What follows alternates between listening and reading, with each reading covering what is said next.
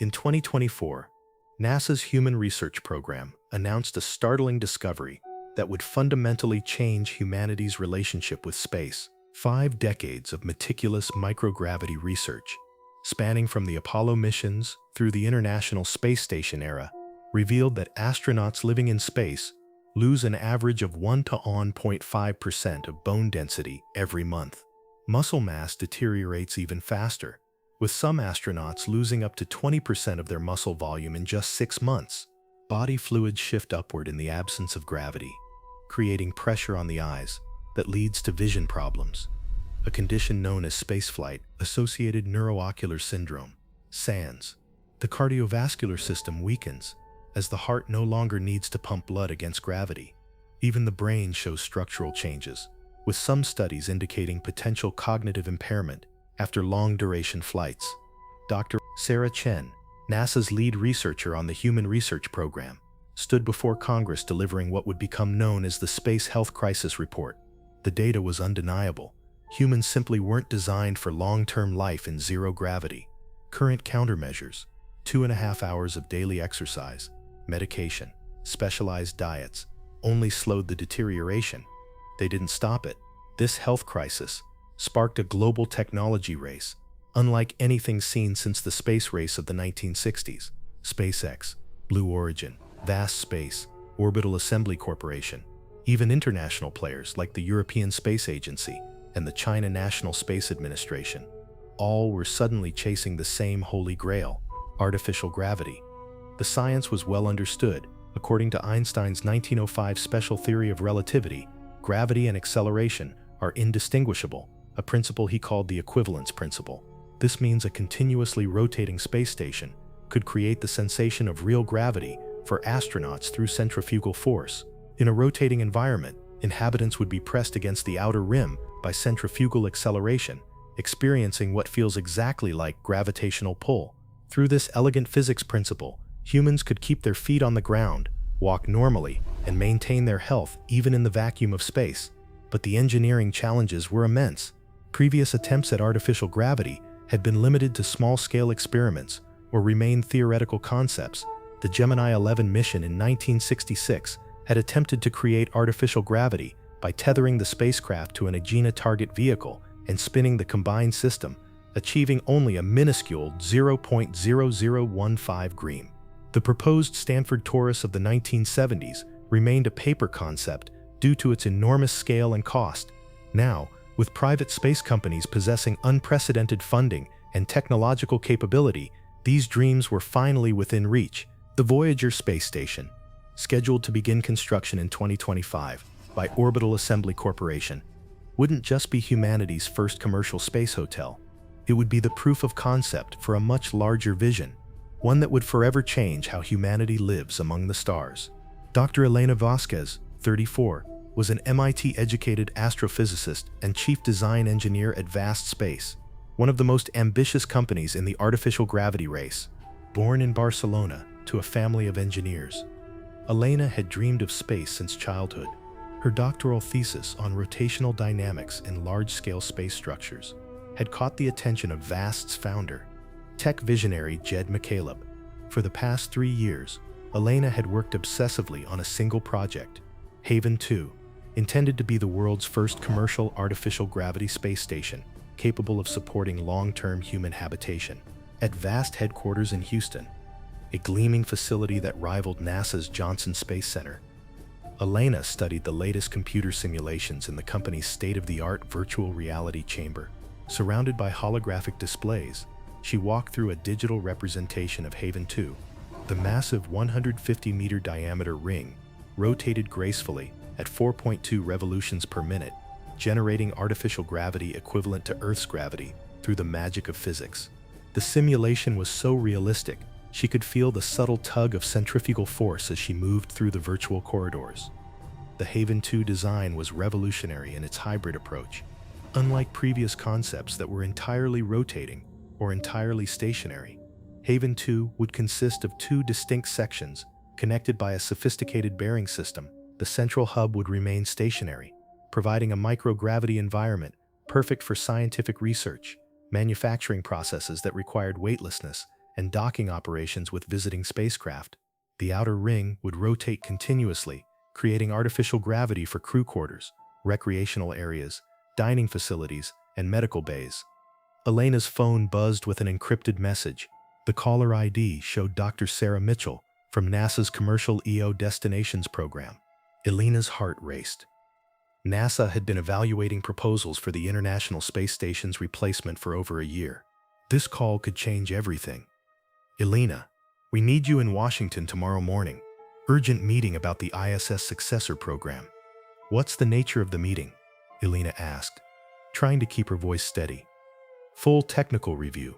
Bring your complete Haven 2 proposal." And Elena, the next morning, Elena found herself in the most important room she'd ever entered. NASA Headquarters Strategic Planning Conference Center in Washington, D.C. The room was filled with the biggest names in the space industry. Tom Mueller from SpaceX sat next to Jeff Bezos from Blue Origin. Representatives from Axiom Space, Sierra Space, and Orbital Assembly Corporation filled the massive conference table. At the head of the table sat NASA Administrator Sean Duffy, flanked by deputy administrators and program directors. Administrator Duffy opened the meeting with sobering statistics. The ISS, humanity's greatest achievement in space cooperation, was scheduled for decommissioning in 2030. After 3 decades of continuous human presence in space, there was a real possibility of a gap in American space operations. The Commercial LEO Destinations program represented NASA's plan to transition from government-owned space stations to commercially operated platforms.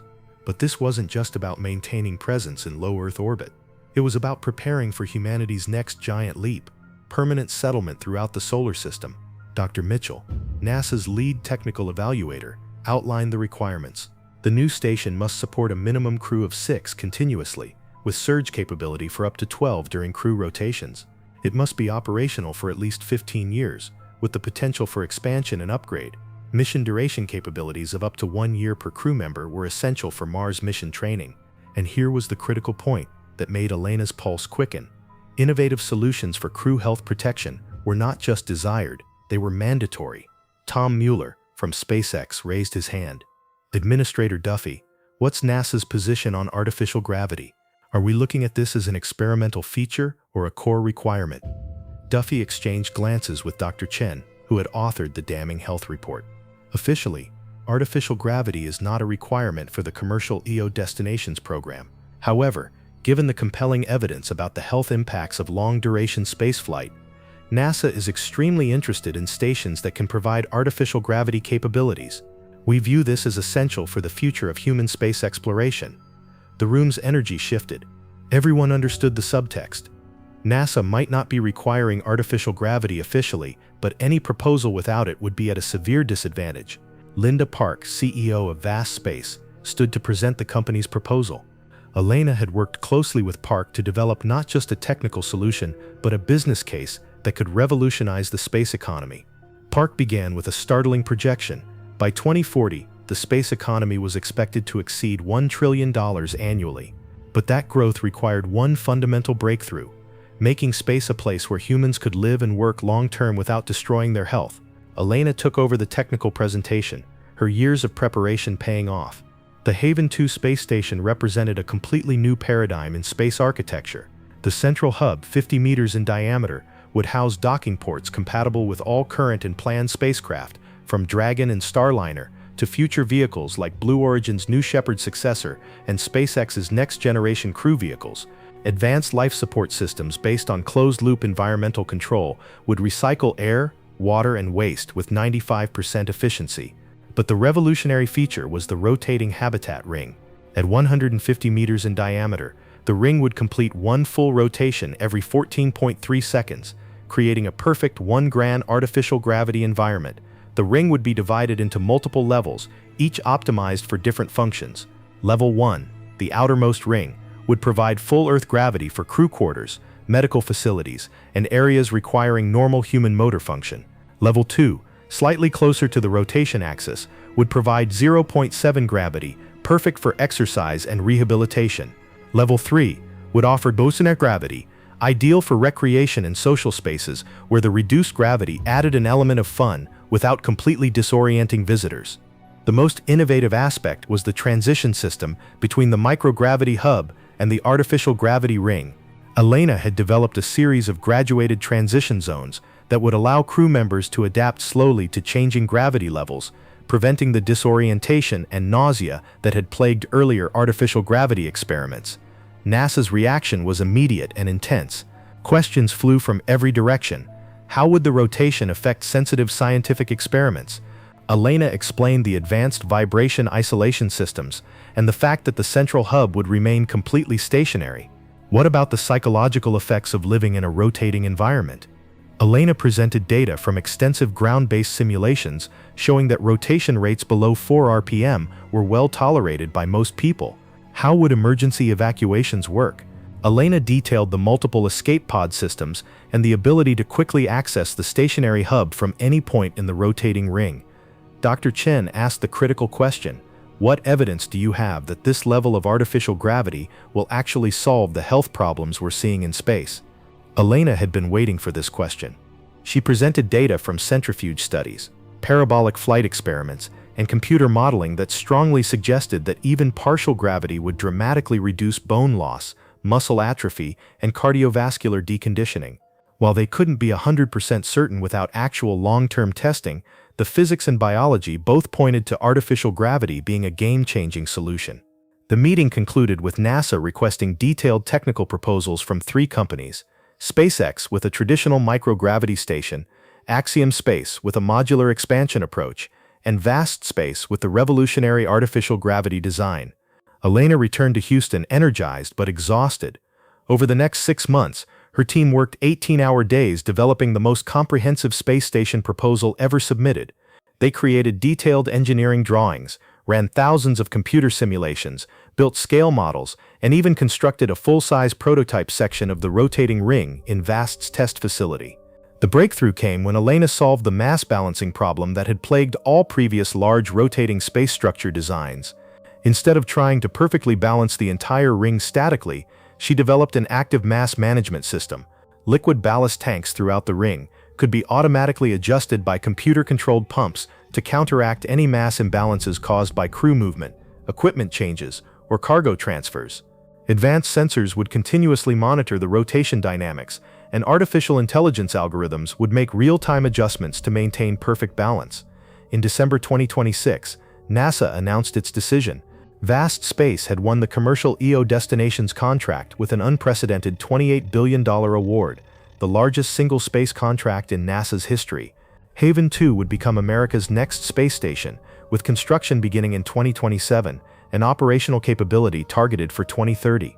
Elena was promoted to project director, leading a team of over 500 engineers, scientists, and technicians. The magnitude of the project was staggering. Haven 2 would require over 200 Starship launches to deliver all components to orbit. The assembly process would involve more spacewalks than all previous human spaceflight missions combined. Advanced robotics systems would work alongside astronauts to construct the most complex structure ever built in space. Construction began with the central hub, a feat of engineering that required unprecedented precision. The hub's 6 docking ports had to be aligned within millimeters to ensure compatibility with visiting spacecraft. Advanced life support systems filled compartments that had previously existed only in computer simulations. Elena personally oversaw the installation of the primary environmental control systems, knowing that any failure could doom the entire project. The rotating ring's construction was even more challenging. Each of the 12 ring segments had to be perfectly manufactured on Earth, launched separately, and then assembled in space with tolerances measured in fractions of millimeters. The slightest imperfection could create vibrations that would make the station uninhabitable, or worse, cause catastrophic structural failure. Elena spent most of 2028 living at Kennedy Space Center, personally inspecting every component before launch. The stress was enormous. She had gained 20 pounds, lost sleep, and ended a 3-year relationship because of her obsession with the project. But she understood the stakes. Haven 2 wasn't just a space station. It was humanity's first serious attempt to create a true space habitat, a place where people could live for years without their bodies deteriorating. The first rotation test took place in March 2029. Elena watched from mission control as the massive ring began to spin for the first time. 0.1 RPM initially, barely perceptible. Sensors throughout the structure monitored every vibration, every stress point, every bearing surface. Gradually, the rotation increased, 1 RPM, 2 RPM, finally, 4.2 RPM, full operational speed. It worked perfectly. The artificial gravity effect was immediately apparent. Tools dropped in the rotating ring fell down toward the outer rim. Water poured normally from containers. Walking was possible, though it took some adjustment to account for the subtle Coriolis effects that made moving objects curve slightly. In November 2030, the first long-duration crew arrived at Haven 2. Commander Lisa Rodriguez, a veteran of 3 ISS missions, led the team. Flight engineer Alex Petrov brought expertise in rotating systems from his background in centrifuge operations. Science officer Maria Santos would conduct the first systematic studies of human adaptation to artificial gravity. Medical officer Dr. James Wright would monitor the crew's health and compare it to traditional spaceflight medical data. Elena watched the crew's adaptation from the ground, analyzing every piece of telemetry. The results exceeded her most optimistic projections. Within the first week, the crew reported sleeping better than they ever had in space. The artificial gravity allowed for natural sleep positions and eliminated the floating sensation that often disturbed astronauts' rest. Exercise was dramatically more effective, with the crew able to run on treadmills and lift weights normally. But it was the long-term health data that truly vindicated Elena's vision.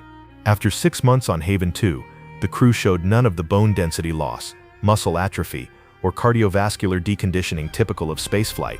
Their vision remained perfect. Blood chemistry stayed within normal Earth ranges. For the first time in the history of human spaceflight, astronauts returned from a long-duration mission in the same physical condition they had started. The success of Haven 2 triggered a revolution in the space industry. Suddenly, every major space company was scrambling to develop artificial gravity capabilities. Orbital Assembly Corporation accelerated construction of Voyager Station, redesigning it as a massive 400-person rotating hotel that would make space tourism accessible to thousands rather than dozens of ultra-wealthy individuals. Blue Origin announced plans for New Terra, an industrial artificial gravity station optimized for manufacturing, asteroid mining operations, and deep space mission staging. The rotating environment would allow for manufacturing processes impossible in pure microgravity while maintaining the health of long-term workers. SpaceX integrated artificial gravity into their Mars mission architecture, designing transfer vehicles with rotating sections that would keep crews healthy during the 6-month journey to Mars. Elon Musk personally visited Haven 2, spending a week in the artificial gravity environment and declaring it the future of human space civilization. International response was equally dramatic. The European Space Agency announced the Aurora program, a plan to build 3 artificial gravity stations positioned at strategic locations throughout the solar system. China revealed that their secret space program had been working on artificial gravity technology for over a decade, with plans to deploy their own rotating station by 2035. Elena, now 42 and one of the most famous engineers in the world, was appointed as Director of Human Space Habitation at NASA. Her new mission was even more ambitious than Haven 2, design the first true space city, a rotating habitat that could house tens of thousands of people permanently. The project was called New Terra, and it would be humanity's first serious attempt at space colonization. Unlike space stations designed for temporary habitation, New Terra would be a complete self-sustaining ecosystem. The habitat would measure 2 kilometers in diameter, making it visible from Earth with a good telescope. It would house 100,000 permanent residents in a completely enclosed environment with its own weather systems, natural landscapes, and closed-loop ecology. Elena assembled the largest engineering team ever organized for a space project. Over 5,000 engineers, scientists, architects, urban planners, ecologists, and social scientists worked together to design not just a structure, but an entire civilization. The challenges were unprecedented. How do you create weather in space? How do you establish a sustainable economy for 100,000 people? How do you maintain genetic diversity in an isolated population? How do you prevent social problems from escalating in an environment where escape is impossible? The New Terra design solved these challenges through innovative multi-cylinder architecture. The habitat consisted of 5 connected rotating cylinders, each specialized for different functions and operating at different gravity levels. The residential cylinder provided 0.8 grams gravity, comfortable for daily life, but different enough from Earth to help spaceborne children adapt to variable gravity environments. The industrial cylinder operated at 1.2 grams, optimizing manufacturing processes and metallurgy. The agricultural cylinder featured multiple gravity zones, allowing different crops to grow in their optimal gravitational environments. The recreational cylinder offered everything from 0.1 gram swimming pools to 1.5 gram sports facilities. The administrative cylinder maintained exactly 1 gram for governmental and commercial functions. Construction began in 2037 using a revolutionary new approach, asteroid-based manufacturing. Rather than launching materials from Earth at enormous cost, New Terra would be built primarily from materials harvested from near-Earth asteroids. Robotic mining operations, controlled from ground-based facilities and Haven 2, extracted iron, nickel, carbon, and other essential materials from space rocks. These materials were processed in zero-gravity foundries and fabricated into structural components using advanced 3D printing techniques impossible on Earth. The engineering challenges of New Terra dwarfed anything previously attempted. The habitat required perfect rotational balance across all 5 cylinders, while allowing for population movement, cargo transfers, and structural modifications. Elena's team developed AI-controlled dynamic balancing systems that could adjust the rotation of individual cylinders independently while maintaining overall system stability. The most complex engineering challenge was creating artificial weather systems. New Terra would feature real clouds, rain, wind patterns, and seasonal variations. Computer-controlled atmospheric circulation systems created complex weather patterns using the Coriolis effects of rotation. Massive water reservoirs could be heated or cooled to create temperature gradients that drove natural convection patterns. Even lightning was possible, though carefully controlled to prevent damage to electronic systems. Natural lighting systems simulated Earth's day-night cycle using advanced LED arrays that could replicate the full spectrum of sunlight. The sun would appear to move across New Terra's sky in a 24-hour cycle, with seasonal variations in daylight length and angle. Artificial seasons were created by gradually shifting the lighting spectrum and intensity over the course of a year. The ecological systems of New Terra represented the culmination of decades of research in closed-loop life support. The habitat would feature complete ecosystems, with forests, grasslands, rivers, and even small lakes. Thousands of species of plants and animals would be introduced to create a self-sustaining biosphere.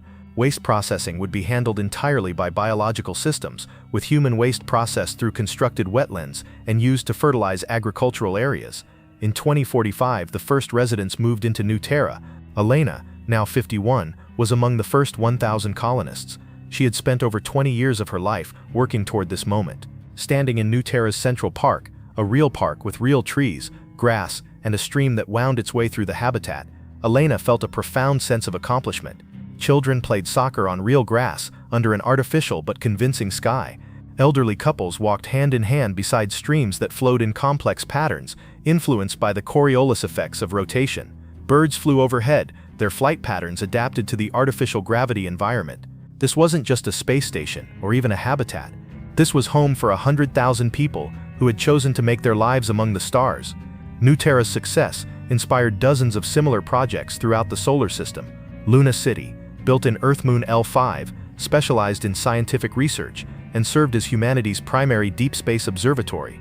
Ceres Station became the asteroid belt's main population center, housing the miners and engineers who extracted resources from thousands of asteroids. Europa Base, floating in orbit around Jupiter's ice-covered moon, became humanity's first outpost in the outer solar system, preparing for eventual expeditions to Saturn, Uranus, and beyond. Each habitat was unique, adapted to its specific purpose and environment. Some specialized in research, others in manufacturing, mining, or agriculture. A few, like New Byzantium at Mars L1, became cultural centers where artists, writers, and philosophers explored what it meant to be human in an era when humanity was no longer confined to a single world. By 2055, over 2 million people lived in artificial gravity habitats throughout the solar system. Entire generations had been born and raised in space, knowing Earth only from videos and virtual reality experiences. These space-born humans developed their own cultures, languages, and perspectives on life.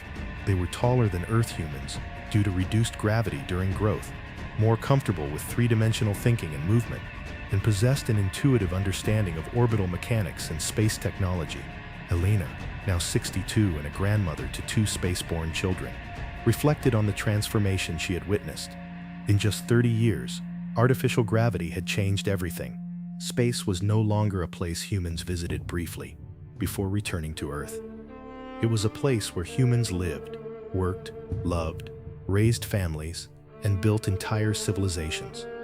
The technology that had started as a solution to astronaut health problems had become the foundation of human expansion across the solar system. Artificial gravity had made space habitable in the truest sense, not just a place where humans could survive, but a place where they could thrive. But Elena knew this was just the beginning. Her daughter Maria, now a brilliant engineer in her own right, was already working on plans for the first interstellar artificial gravity ship. The vessel would be a massive rotating habitat, capable of supporting 50,000 people on a century-long journey to Proxima Centauri. Humanity's next great adventure would take them beyond the solar system, carrying their rotating homes across the galaxy to establish the first human settlements around other stars. The age of artificial gravity had transformed humanity from a single-planet species into a true spacefaring civilization spanning the solar system. Children born on rotating habitats around Jupiter would grow up never knowing the feeling of being confined to one world. They would inherit a universe where any asteroid, any moon, any region of space could become home with the right technology and determination. Elena often stood in New Terra's observation deck, looking out at the star-filled cosmos and thinking about the journey that had brought humanity to this point. It had started with a simple observation about astronaut health and a basic principle of physics. It had become the foundation of an interstellar civilization. The stars no longer seemed impossibly distant. They were destinations, places where future generations would build new homes, new worlds, new chapters in the human story. And it all began with the revolutionary idea that humans could carry their own gravity with them, wherever they chose to go among the infinite expanse of space.